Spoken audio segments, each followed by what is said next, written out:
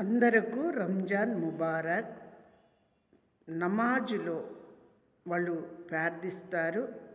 నమాజు ప్రార్థించినప్పుడు వాళ్ళు నమ్మిన దేవుడు కుటుంబానికి నడవాలి.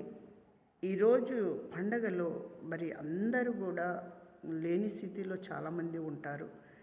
వాళ్లకు ఆహారము సిద్ధపాటు చేసుకోవటానికి కానీ ఒకరికి ఇవ్వటానికి కానీ దేవుడు సహాయము చేస్తాడు, వాళ్ళకు మేలు చేస్తాడు, కుటుంబంలోకి నడుస్తాడు భగవంతుడు.